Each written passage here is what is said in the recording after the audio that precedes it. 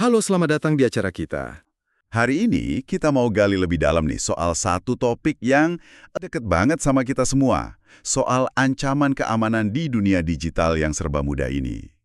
Ada satu hal yang menarik banget, termasuk pandangan Kernihan dan Wempen. Mereka nyorot semacam ironi gitu. Oh, yang soal kemajuan teknologi itu ya. Iya betul, teknologi makin canggih, komputasi super cepat. Tapi justru itu malah bikin gampang banget buat ngumpulin dan nyebarin data pribadi kita. Akibatnya yaitu privasi sama keamanan kita jadi agak terkikis gitu. Nah, tujuan kita ngobrol kali ini simpel aja sih. Bantu Anda semua, para pengguna, paham dasarnya dulu. Kenapa sih keamanan digital ini penting banget? Ya, sepenting apa sih emangnya privacy itu? Kenapa kita harus peduli? Penting banget jelas. Begini, privasi itu hak kita buat ngontrol aspek pribadi kita. Biar nggak sembarang orang tahu gitu loh. Sering kan kita dengar orang bilang, saya mah biasa aja nggak punya rahasia penting. Iya, sering banget dengar gitu. Nah, sumber-sumber ini ngingetin hati-hati sama pemikiran gitu. Kenapa? Karena data yang kelihatannya sepele, alamat rumah, nomor telepon, email, riwayat lokasi Anda, itu bisa dikumpulin loh. Dikumpulin sama siapa? Sama pihak ketiga, ada yang namanya makelar data. Mereka ini bisnisnya emang ngumpulin terus ngejual informasi pribadi. Gabungan data ini bisa bikin Anda jadi rentan. Rentan terhadap apa misalnya? Macam-macam, mulai dari penipuan sampai mungkin yang lebih serius lagi. Jadi, data biasa itu ternyata nggak biasa-biasa aja kalau udah dikumpulin. Oke, jadi jelas ya. Kerentanannya itu nyata, bukan cuma buat orang penting aja. Nah, kalau gitu gimana dong cara kita mulai jaga diri di dunia digital ini? Materi pengenalan ancaman itu pasti bahas fondasinya kan? Biasanya selalu mulai dari 3 pilar dasar keamanan digital. Sering disebutnya CIA Triad. Ini fondasi buat lindungi informasi Anda. CIA Triad, apa aja tuh? Pertama, kerahasiaan atau confidentiality. Anggap aja kayak buku harian yang digembok. Intinya, cuma orang yang Anda kasih izin aja yang boleh lihat data sensitif Anda. Jadi nggak sembarang orang bisa ngintip ya? Betul. Yang kedua, integritas atau integrity. Ini soal mastiin data Anda itu akurat, utuh, nggak diubah-ubah tanpa izin. Contohnya gimana tuh biar gampang? Paling gampang ya saldo rekening bank Anda. Angka yang Anda lihat di aplikasi atau ATM itu harus benar, sesuai sama jumlah uang Anda. Nggak kurang, nggak lebih, nggak dimanipulasi orang. Iya. Jadi bukan cuma soal datanya ada atau enggak, tapi harus benar dan utuh ya. Kita kadang lebih khawatir data hilang daripada datanya salah, padahal sama aja ruginya ya. Tepat sekali. Nah, yang ketiga itu ketersediaan, availability. Ketersediaan, maksudnya. Artinya, Anda harus bisa akses data dan layanan digital Anda kapanpun Anda butuh. Nggak boleh ada hambatan berarti. Oh, jadi sistemnya harus jalan terus gitu ya, pas kita perlu. Walaupun mungkin ada gangguan teknis atau apa. Iya, kurang lebih begitu. Sistem harus tetap bisa diandalkan pas dibutuhin. Jadi, 3 ini. Kerahasiaan, integritas, ketersediaan. Itu jantungnya keamanan informasi. Oke, fondasinya 3 pilar itu. Tapi kan rasanya dunia digital ini juga banyak celahnya gitu ya. Banyak potensi masalah. Nah, apa sih yang sebenarnya jadi ancaman buat 3 pilar tadi? Nah, ini penting nih. Ancaman itu bukan sekedar resiko pasif kayak server rusak karena udah tua atau murni kecelakaan. Ancaman itu lebih ke potensi kerugian yang aktif. Dan biasanya, ini kuncinya didorong oleh tindakan manusia yang punya niat tertentu. Niat jahat gitu maksudnya. Bisa jadi, niatnya bisa buat merusak sistem, nyuri data, itu kan nyerang kerahasiaan sama integritas. Atau bikin layanan nggak bisa diakses, nah itu nyerang ketersediaan. Contoh ancamannya kayak apa? Bisa serangan siber, bisa pencurian fisik perangkat Anda, bahkan bisa juga loh dari kelalaian orang dalam sendiri. Dan yang perlu banget diingat, ancaman ini nggak diam aja. Dia terus berkembang, nyari celah baru terus, seiring teknologi juga maju. Oke, jadi paham konsep kerahasiaan, integritas, sama ketersediaan, ini benar-benar jadi langkah awal yang penting banget ya. Ini bukan cuma istilah teknis buat orang IT aja, tapi kerangka berpikir buat kita semua, buat melindungi diri di dunia digital. Persis, Itu dasar kesadaran yang perlu kita punya. Nah, ngomongin ancaman keamanan digital tadi, selanjutnya kita bahas tentang malware dan phishing ya. Ini dua ancaman digital yang wah umum banget kita temuin dan emang sengaja dibikin orang buat ya bikin masalah. Misi kita nih ngebekali Anda semua dengan info dasar buat ngenalin keduanya. Betul sekali. Penting banget ini. Memahami cara kerjanya itu langkah pertama yang krusial. Seringkali ya, celah termudah itu justru dari kita sendiri, penggunanya itu. Mari kita mulai dari malware dulu deh. Jadi malware itu ya sederhananya singkatan dari malicious software, perangkat lunak jahat gitu. Dibikin khusus buat nyusup atau ngerusak komputer Anda. Dampaknya macam-macam, dari yang ganggu dikit sampai parah banget. Wah, banyak ya jenisnya. Di materi kita disebutin beberapa yang paling sering muncul nih. Ada virus. Ini kode jahat yang numpang ya, nempel di file program lain. Kalau programnya dijalanin ya virusnya ikut aktif gitu. Bisa ngerusak data atau nyuri info. Iya, itu virus. Beda lagi sama worm. Kalau ini lebih mandiri. Dia bisa gandain diri, terus nyebar lewat jaringan. Bisa eksploitasi celah keamanan atau lewat email gitu. Nggak perlu numpang file lain dia. Oh gitu. Bisa jadi dia kirim email ke semua kontak kita dong ya? Wah, Bisa banget, makanya bahaya. Terus ada lagi Trojan Horse. nah, ini yang kedengarannya licik banget nih.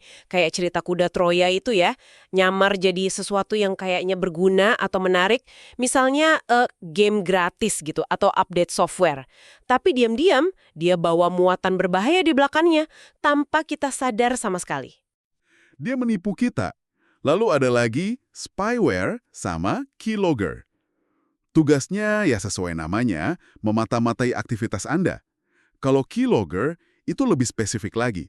Dia rekam tiap tombol yang Anda tekan. Astaga, jadi password, detail kartu kredit semua bisa kesedot ya? Iya, bisa banget. Informasi rahasia lainnya juga. Terus yang terakhir ada ransomware. Nah, kalau yang ini, dia nyandra data Anda. Biasanya dienkripsi biar nggak bisa dibuka. Terus dia minta tebusan uang kalau mau data itu balik normal. Serem juga ya. Poin pentingnya nih, banyak malware ini, terutama Trojan, ya, butuh tindakan dari kita buat aktif.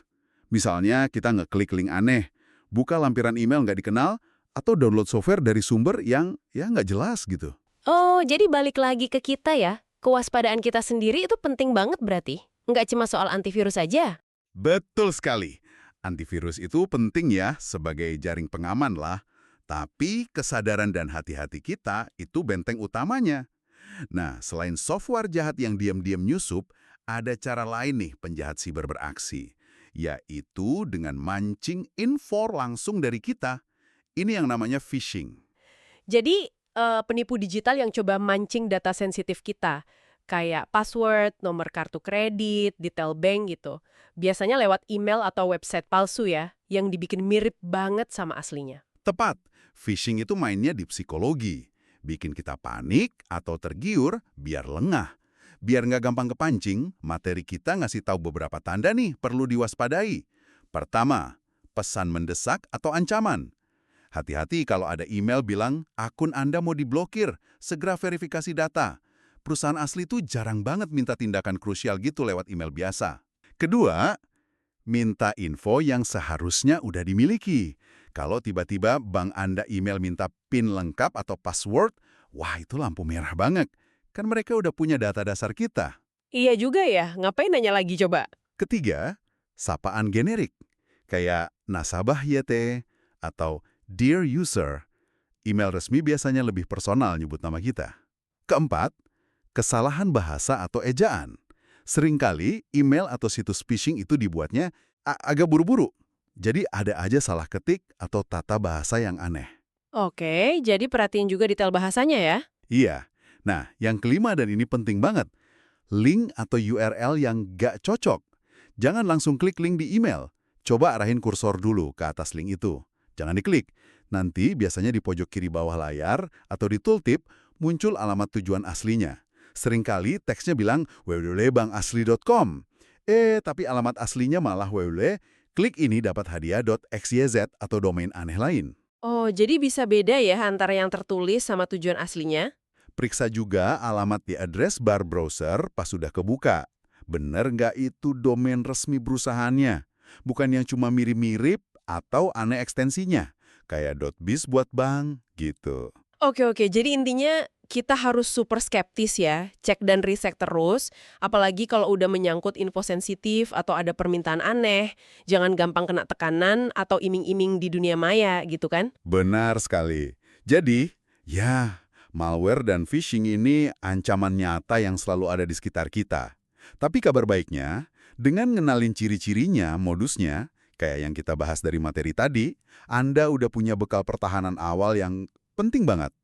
Kuncinya ya itu tadi, kewaspadaan Anda sendiri. Oke, tadi kan kita sudah membahas ancaman keamanan dan jenis-jenis ancaman keamanan digital. Sekarang kita bahas bagaimana cara melindungi diri kita dari ancaman keamanan digital tersebut. Ini penting banget ya, karena seperti yang kita lihat dari sumber kita, pengenalan ancaman keamanan digital, dunia maya ini penuh tantangan. Salah satu yang menarik itu soal menjaga anonimitas. Gimana tuh? Betul sekali. Sekedar kita connect ke internet aja nih, itu udah bisa mengungkap banyak hal loh tentang Anda. Contohnya alamat IP. Itu bisa kasih tahu perkiraan lokasi Anda di mana. Oh ya? Iya. Terus ada lagi yang namanya sidik jari peramban, browser fingerprinting. Browser fingerprinting. Apa lagi tuh? Nah, ini menarik. Jadi, informasi teknis kayak resolusi layar, jenis font yang Anda pasang, plugin di browser Anda, itu semua bisa dikumpulin. Terus dari situ dibikin profil unik. Jadi bisa bedain Anda dari jutaan pengguna internet lainnya. Wah, detail kecil gitu bisa dipakai masyarakat kita ya. Serem juga. Bahkan sumber kita nyebut kadang usaha kita sendiri buat melindungi privasi, misalnya matiin cookie, malah bisa bikin kita lebih gampang dikenali katanya. Kok bisa gitu ya? Iya, itu salah satu ironinya ya. Waktu Anda blokir cookie yang umum, pengaturan browser Anda kan jadi nggak biasa. Nah, ketidakbiasaan itu justru jadi bagian dari sidik jari unik Anda tadi. Oh, gitu cara kerjanya. Oke. Terus, kalau kita mau lebih anonim, gimana dong? Ada caranya? Ada, misalnya Tor, singkatan dari The Onion Router. Gimana tuh cara kerjanya? Jadi Tor itu gini loh, koneksi internet Anda itu dilewatin ke beberapa komputer sukarela, namanya relay, di seluruh dunia. Setiap lapisan bawang ini dienkripsi. Jadi relay pertama tahu siapa Anda, tapi dia nggak tahu tujuan akhir Anda mau kemana. Terus relay terakhir, dia tahu tujuannya tapi nggak tahu Anda itu dari mana asalnya. Yang di tengah? Yang di tengah nggak tahu dua-duanya. Anda bisa pakai Tor browser buat ini. Kedengarannya canggih, tapi aman banget berarti. Iya, nggak ada yang 100% sempurna sih. Ada minusnya juga, koneksi biasanya jadi lebih lambat. Tapi ini alat privasi yang cukup kuat lah menurut sumber kita. Oke, itu buat browsing ya. Kalau buat transaksi uang gimana? Kan sekarang banyak transaksi digital. Sumber kita nyinggung Bitcoin juga kan? Betul. Bitcoin itu pakai teknologi namanya blockchain. Semacam buku besar digital gitu. Sifatnya publik, tapi anonim. Jadi transaksinya tercatat semua, tapi identitas pemilik alamat Bitcoin-nya, kunci publiknya, itu disamarkan. Jadi aman dong kalau pakai Bitcoin? Nah, ini perlu hati-hati. Istilah yang lebih pas itu pseudonimitas, bukan anonimitas total. Kayak pakai nama samaran lah. Kalau sampai alamat Bitcoin Anda itu terhubung ke identitas asli Anda, misalnya pas Anda cairin Bitcoin ke rekening bank yang butuh KTP gitu, Wah, bisa ketahuan dong. bisa. Semua jejak transaksi dari alamat itu bisa dilacak balik ke Anda. Makanya, hati-hati juga jangan sampai kehilangan kunci pribadinya. Kalau hilang, ya udah, akses ke Bitcoin-nya hilang selamanya. Waduh, oke. Jadi ada alat-alat khusus ya, kayak Tor dan Bitcoin. Tapi sumber kita kan juga nekenin banget ya soal faktor manusia. Katanya itu celah paling gampang ditembus. Ini krusial banget. Mau alat secanggih apapun, kalau kitanya lalai, ya percuma. Hal paling dasar nih, yang sering banget disepelekan. Kata sandi. Harus kuat. Kombinasi huruf besar, kecil, angka, simbol. Dan yang paling penting, unik. Beda-beda buat tiap akun. Kenapa harus beda-beda? Agak repot ya ngapalinnya? Repot sedikit nggak apa-apa dibanding akun Anda bobol semua. Kalau satu akun kena, yang lain aman kalau sandinya beda. Kalau susah hafal, ya catat. Tapi simpennya offline di tempat yang benar-benar aman. Jangan di sticky notes di monitor ya. Haha, iya juga ya. Oke, sandi unik. Terus apa lagi? Periksa keamanan situs. Kalau mau transaksi online, apalagi masukin data sensitif atau data bank, lihat alamat situsnya. Pastikan depannya HTTPS, bukan cuma HTTP. sama ada ikon gembok kecil yang ketutup di browser. Itu artinya apa gembok sama HTTPS itu? Itu tanda koneksi antara browser Anda sama server situs itu dienkripsi. Jadi, data yang dikirim bolak-balik lebih susah disadap orang di tengah jalan. Jangan pernah masukin data penting di situs yang nggak ada gembok atau HTTPS-nya. Tapi kalau udah ada HTTPS, berarti situsnya pasti aman kan? Nah, ini pertanyaan bagus. HTTPS itu jamin koneksinya aman, tapi nggak jamin situsnya itu sendiri 100% jujur atau bebas dari malware. Bisa aja itu situs phishing yang tampilannya mirip banget sama situs asli, tapi tujuannya mau nyuri data Anda. Jadi HTTPS itu penting, tapi kewaspadaan kita tetap nomor satu. Oke, paham. Jadi tetap harus waspada ya. Lanjut, apalagi langkah dasarnya? Selanjutnya, selalu perbarui perangkat lunak, update. Sistem operasi, browser, aplikasi lain. Semuanya. Pembaruan itu sering banget isinya nambal celah keamanan yang baru ketahuan. Kalau kita nunda update, sama aja kayak ngebiarin pintu rumah kebuka sedikit. Bener juga. Kadang suka males sih klik update. Jangan males, itu penting. Terus, gunakan anti-malware sama firewall. Anggap firewall itu kayak satpam digital buat koneksi internet Anda. Dia ngecek lalu lintas data keluar masuk, anti-malware itu buat nangkal software jahat. Oke, jadi ada lapisan teknisnya ya. Sandi, HTTPS, update, anti-malware. Nah, selain itu, soal interaksi online kita sendiri gimana? Sumber kita kan nyebut soal skeptis itu. Penting banget itu, sikap skeptis. Jangan gampang percaya sama email, pesen, atau bahkan telepon yang minta data sensitif. Apalagi kalau nadanya maksa, ngancem, atau nawarin sesuatu yang terlalu bagus buat jadi kenyataan. Kayak menang undian padahal nggak ikut. Phishing ya, itu namanya? Betul, itu ciri khas phishing. Ingat, perusahaan yang benar jarang banget minta data kayak password atau nomor kartu kredit lengkap lewat email. Mereka biasanya udah punya data yang mereka perlu. Oke, terus kalau belanja online? Kan sering tuh. Pilih toko online yang reputasinya bagus, yang udah terpercaya. Kalau bisa, bayar pakai kartu kredit.